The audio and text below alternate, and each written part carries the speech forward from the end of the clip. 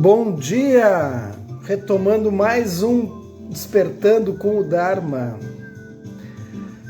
Começando nessa segunda-feira de frio, de chuva no Rio Grande do Sul, lajeado. Hoje é dia 29 de julho.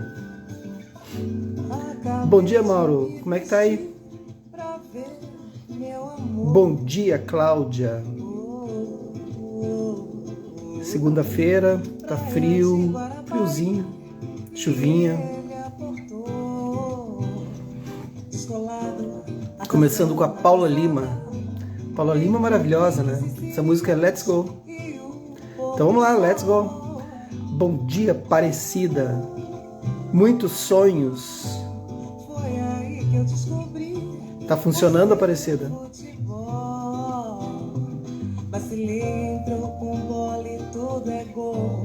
Bacana essa musiquinha. Ouvi ontem, não conhecia. Nem sei de quem que é, mas ela canta. Tudo bem com vocês? Como é que foi o final de semana? Tranquilo?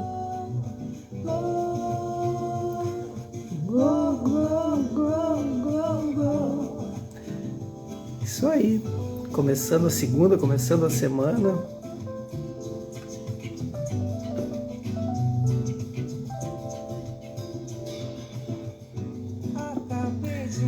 Funciona, né, Aparecida? É isso aí.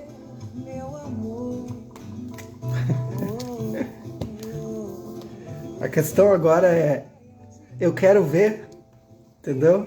Todo mundo quer ver, todo mundo quer fazer meditação, todo mundo quer nova era, quer aparecer descolado na mídia, mostrando que está meditando, mostrando que está fazendo um monte de curso, de não sei o quê. A questão é, depois quando começa a ver, aí tem a segunda parte. Jeff, eu tô vendo um monte de coisa. Pois é, mas tu quis ver? Não, mas eu queria só ficar na good vibe. Ah, mas aí não funciona. Bom dia, Grazi. Né? Não é assim que funciona? Meditação é ver. Então vamos lá. E às vezes a gente não gosta do que a gente vê, né? Na maioria das vezes a gente não curte muito o que a gente vê, porque a gente se vê, né?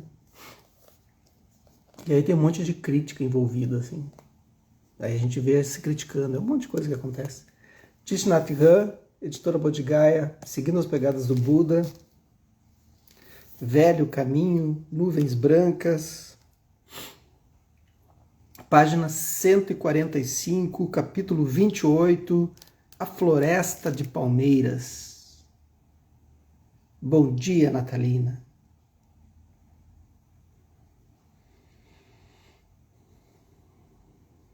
Vamos lá? Vamos embarcar na história.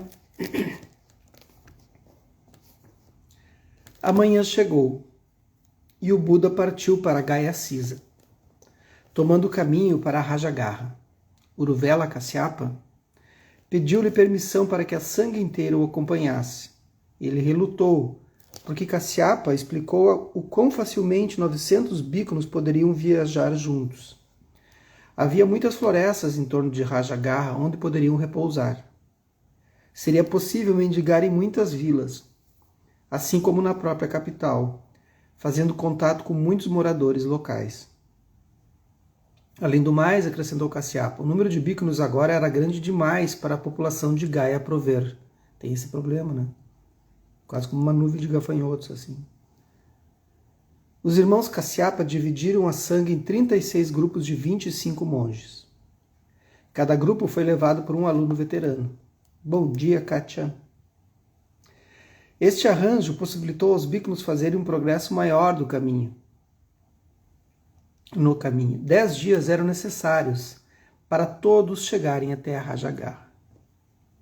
Bom dia, César. Esses nomes que eu falo aqui, que são os nomes dos locais, e às vezes o nome das pessoas pode até conter erros, né, na minha dicção. Então quem tem conhecimento dessas palavras ou locais, me perdoem, porque eu não é minha praia.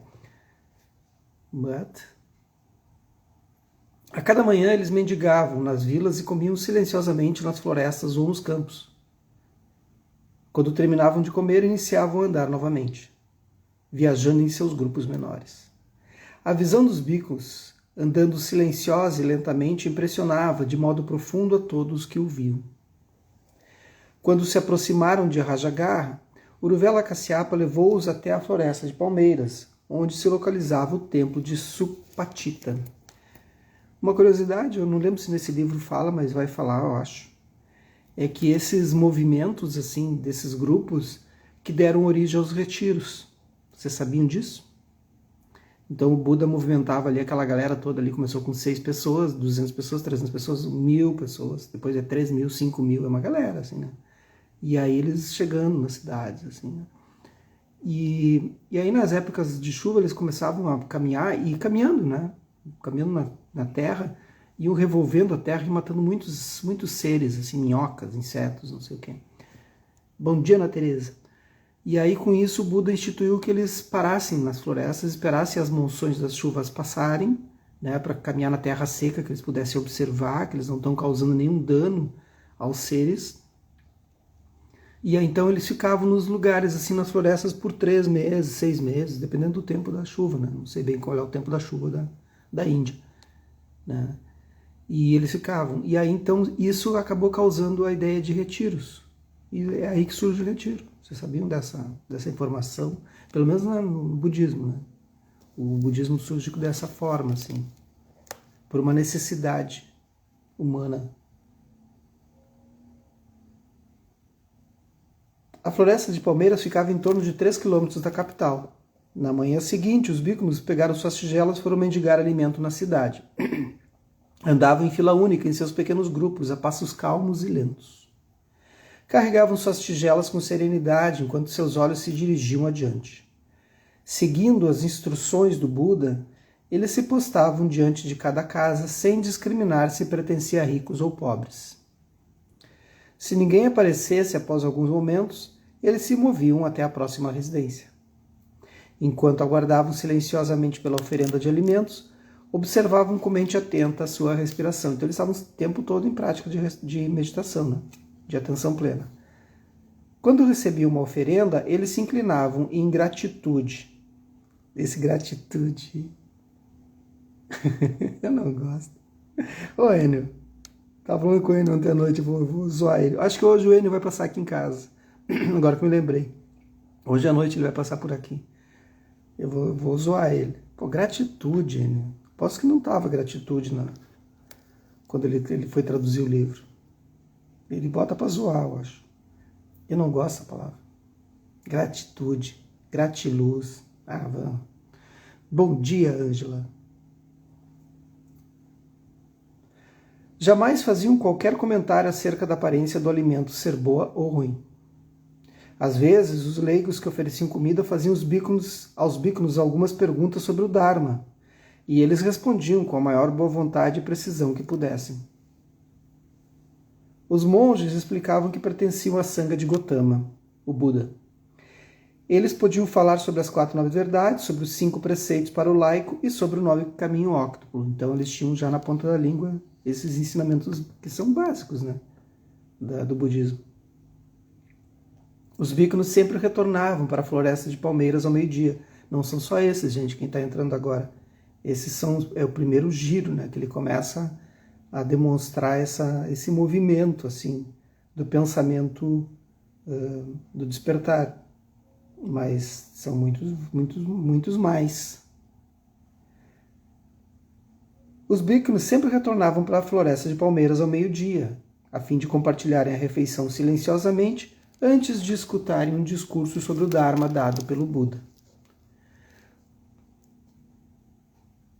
E interessante que essa forma se mantém até hoje, assim, né, nos retiros zen, assim. Então, após a troca, né, a alimentação em silêncio que a gente faz no retiro, aí lá pelas 2 horas, assim, quando tá tudo limpo, aí tem 2h30, acho. Aí 14h30, aí o abade, né, pode ser a monja que estiver ali, eles proferem a palavra do Dharma. E é isso. Pronto. Às vezes eu trago umas informações, tipo... O entardecer e o início da noite eram reservados à prática de meditação. Assim, após o meio-dia, ninguém na cidade via os mantos cor de açafrão dos monges. E geralmente é assim, nos retiros a tarde toda é prática de meditação, né? Mas tem os momentos ali de que tu ajuda, mas é o tempo todo. No fim de 2 semanas, a maior parte dos moradores da cidade estavam cientes da presença da sanga do Buda. No frescor dos crepúsculos, muitos leigos vinham até a floresta de palmeiras para encontrar o Buda e aprender sobre o caminho do despertar. Antes de Gotama ter tido a chance de visitar seu amigo, o jovem rei Senia Bimbisara, já sabia de sua presença. Lembra que aquele rei que encontrou ele, né? E pediu para que ele fosse o monge dele, né? Um monge particular, assim. E o Buda recusou. E o Buda tinha dito que ia encontrá-lo, né? Certo de que este novo professor era o mesmo jovem monge que havia encontrado na montanha, entrou em sua carruagem e dirigiu-se para a floresta de palmeira. Muitas outras na carruagem seguiram a sua, pois havia convidado mais de 100 de brahmanes altamente renomados e intelectuais a juntarem-se a ele. Que função! Quando chegaram à margem da floresta, o rei desceu da sua carruagem, acompanhado pela rainha e seu filho, o príncipe Ajatasattu. Quando Buda foi informado da chegada do rei, ele e Uruvela Kasyapa foram cumprimentá-lo, pessoalmente a todos os seus acompanhantes. Os bhikkhus ficaram sentados em grandes círculos sobre a terra, aguardando para ouvir a palestra Dharma do Buda. Este convidou o rei, a rainha e o príncipe e outros convidados para se sentarem também. O rei Bimbisara apresentou tantos convidados quanto pôde lembrar dos seus nomes. Protocolo todo. Traz junto consigo o protocolo. Daí não dá, né, tia? Isso que é chato, né? Quando eu vou para essas coisas que eu tenho que apresentar projeto e tenho que esperar o protocolo todo. Eu nunca lembro do protocolo. Cumprimento o deputado tal, cumprimento o prefeito, cumprimento... Eu já digo, oi, gente. E pior que eu fico ouvindo, tem que cumprimentar fulano, daí nome desse, nome daquele outro. Leva 10 minutos cumprimentando todo mundo. Oi, gente. Eu vim falar sobre o projeto. E vou direto ao assunto. Eu sou muito pouco protocolar, assim. Nem um pouco. Enfim. É muito protocolo para tudo, né? Aí o rei fez o protocolo dele, né? Mas às vezes tinha de solicitar a um ou outro para apresentar-se a si mesmo. Entre os presentes estavam muitos eruditos, bem versados nos Vedas e pertencentes a diferentes escolas de pensamento religioso. Então os caras estavam meio de cara, né? A maioria desses homens tinha ouvido o nome de Uruvela Kasyapa. Um certo número deles já o havia encontrado anteriormente. Ninguém, todavia, tinha ouvido falar no Buda. Eles ficaram muito surpresos ao ver o quão reverentemente Kasyapa o tratava, ainda que Gotama, um Sakya, do reino dos Sakya, fosse muito mais novo do que ele. Sussurravam um para os outros, tentando saber se Gotama era discípulo de Kasyapa ou o contrário. Percebendo a confusão provocada, o Kasyapa ergueu-se e aproximou-se do Buda, juntou as palmas das mãos e, com todo o respeito, disse: Gotama, o iluminado, o professor mais precioso nesta vida, sou Uruvela Kasyapa, seu discípulo. Permita-me oferecer a você o meu mais profundo respeito. Então, bacana isso, né? Então ele se prostrou ante o Buda por 3 vezes seguida. O Buda o ajudou a levantar novamente e pediu a ele para sentar-se ao seu lado. Então o Kasyapa tinha uma eliminação total do ego, assim, né? Ele estava realmente muito firme na busca, né? O Buda o ajudou a levantar. Os sussurros desapareceram entre os brahmanes. De fato, o respeito deles incrementou-se ainda mais à medida que davam-se conta dos 900 bhikkhus em mantos cor de açafrão sentados com solene circunspecção.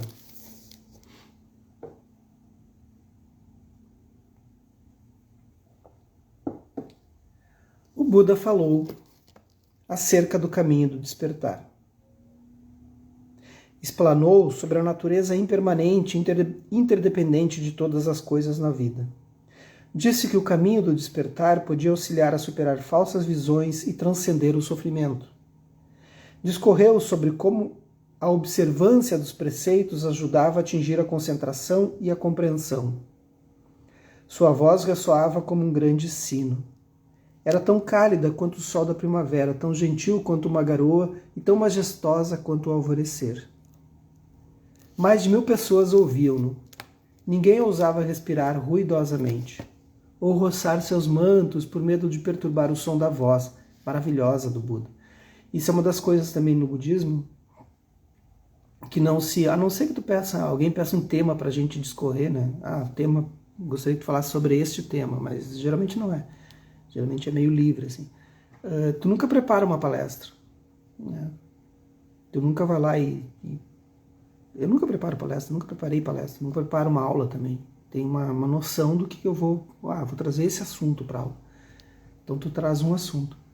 Porque tu aprende a não ficar preso a essas amarras, assim. E o budismo traz muito forte isso. Tu não deve preparar uma palestra, senão tu não tem conhecimento de algo. Tu só vai falar aquilo que tu experienciou. É apenas uma experiência, uma troca de experiência dentro do Dharma, né? E o Buda, ele vai trazer muito isso, assim. Ele está sempre preparado. É muito difícil fazer isso. No começo eu me apavorava, assim, mas depois, com o tempo, fui falando somente aquilo que era verdade, somente aquilo que fazia sentido para mim. E às vezes poderia não alcançar os outros, né? Mas geralmente alcança. Não fica fake, entenderam? Não fica uma coisa de querer convencer alguém, assim, através de uma fala organizada. É o que é. Os olhos do rei Bimbisara ampliaram o brilho naquele momento. Então o Buda, ele é verdadeiro, ele vai falar dentro daquilo que houve uma experiência real dele, não uma experiência absurda, né? Uma experiência mística. Quanto mais ouvia, mais sentia o seu coração aberto. Tem mais uma outra coisa também. É diferente ouvir. Por que nós nos encantamos ao ouvir falas proferidas por pessoas do Oriente, né? Dessa região aqui do Buda, a região do Oriente como um todo, assim, do Japão, né? Na China, enfim. Porque por mais que tenha tradução, sempre a tradução desses textos, dessas falas, dessas oralidades, elas precisam vir carregadas com muitas informações quase que poéticas, assim como o Thich Nhat Hanh está colocando, mas ele está acostumado, porque ele é, né, ele é do Vietnã, ele tem essa visão, assim. Porque muitas palavras, tem muitas nuances para descrever consciência, por exemplo. Tem 20 formas de descrever consciência, né, dentro das linhas orientais, assim. Quanto que para o Ocidente tem 3, 4 formas. Quais as formas de consciência que nós temos? Acordado, dormindo, sonho, coma. Não tem as nuances, não tem as entrelinhas ali, assim, entende? Então a gente vai dizer consciência, consciência em coma, consciência desperta. A gente é direto ao ponto, assim. Eles vão ter 1000 nuances. E essas nuances fazem, por quê? Porque eles atingiram. E aí as palavras, a linguagem também foi evoluindo ao longo do tempo, ao longo dos milênios, trazendo palavras que tenham representatividade dentro disso. E nós não temos, né? Só no português, no inglês, no português, né? Nas línguas ocidentais, assim, tem muita dificuldade. É o mesmo que nas palavras em alemão, ter muito mais palavras em alemão que representem estados filosóficos do que português, em inglês, por exemplo. Né? Por isso que o Caetano escreveu, só é possível filosofar em alemão. Ele estava querendo dizer justamente isso, quando o Caetano diz isso na música, né? Ele estava querendo dizer exatamente isso, que existem muitas palavras em alemão que representam um conceito muito amplo, né, e que dão toda a ideia desse conceito. No budismo é a mesma coisa, nos estudos orientais é a mesma coisa, né? Nos estudos sobre a mente é a mesma coisa. Então, quando a gente às vezes, tenta explicar, fica uma coisa inefável, assim. Então, do tipo, a gente não consegue explicar. Né? O Buda vai conseguir explicar isso, porque ele tem muita linguagem. que é natural desse povo. E essa inafabilidade que acontece é da gente não conseguir explicar uma experiência que a gente teve. Quantas vezes vocês já tiveram uma experiência mística e tenta explicar dizendo não encontro palavras? Justamente, e aí a pessoa se sente meio desconfortável com aquilo, né? Por não encontrar palavras. Mas é porque não tem palavras mesmo no português. Não tem palavras no inglês, né? E isso vai dificultando para a gente para passar. Então a gente acaba fazendo uma linguagem de qualidade noética. O que é qualidade noética com N? Né? É quando as coisas estão explicadas por si só. E aí tu deixa esse entendimento no ar como um entendimento racional. E esse entendimento racional, ele é perigoso quando ele é noético. Porque ele pode, a pessoa que está recebendo, né, não necessariamente está recebendo aquilo que tu está passando. Então vejam que a linguagem, tudo isso para explicar por que o Buda tinha essa fluência, assim, ele conseguia conquistar muita gente, assim como muitos mestres do Oriente, né?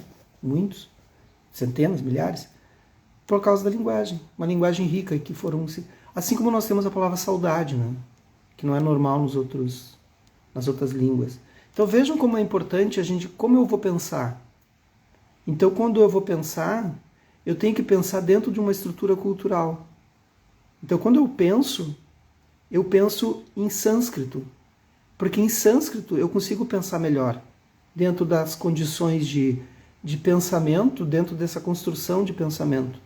Porque em sânscrito tem palavras que significam muitas coisas, uma palavra significa muita coisa. Diferente muito do nosso português. Não sou versado em sânscrito, apenas estudei para poder entender os ensinamentos, né? Mas é uma forma melhor. Então, às vezes, quando eu não tenho palavras para falar em português, eu falo em sânscrito, porque refiro aquele contexto em sânscrito. Mas para isso, para dizer, bom, não tenho mais. E o Buda vai ensinar dessa forma, só que ele não fala em sânscrito, ele vai falar em Pali. A Natalina diz, muitas vezes não encontrei palavras. Principalmente quem lida muito com essas áreas, como a Natalina lida com as áreas da chinesa, né? Medicina chinesa, medicina, enfim. Não tem mesmo. E a gente se sente desconfortável, né? Pô, como é que eu vou explicar algo que não tem palavras? Os olhos do rei Bimbisara ampliaram o brilho naquele momento. Quanto mais ouvia, mais sentia seu coração aberto. Muitas das suas dúvidas e problemas se dissiparam. Um sorriso radiante apareceu em sua face. Quando o Buda concluiu sua palestra Dharma, o soberano se levantou e juntou as palmas das mãos, dizendo: Senhor, desde o tempo que eu era menino, carrego 5 desejos. Agora eu os realizei a todos. O primeiro desejo era ser coroado e tornar-me rei. Isto já foi realizado. O segundo desejo era encontrar ainda nesta vida um professor iluminado. Isso também foi realizado. O terceiro era ter uma chance de demonstrar meu respeito por um tal professor. Tal desejo foi agora completado. O quarto desejo era que o professor me mostrasse o caminho verdadeiro. Esse desejo foi agora realizado. E o quinto desejo era ser capaz de compreender o ensinamento do iluminado. Então que bacana isso, né? Mestre, esse desejo acaba de ser completado. Seu maravilhoso ensinamento trouxe-me grande compreensão. Senhor, por favor, aceite-me como seu discípulo leigo.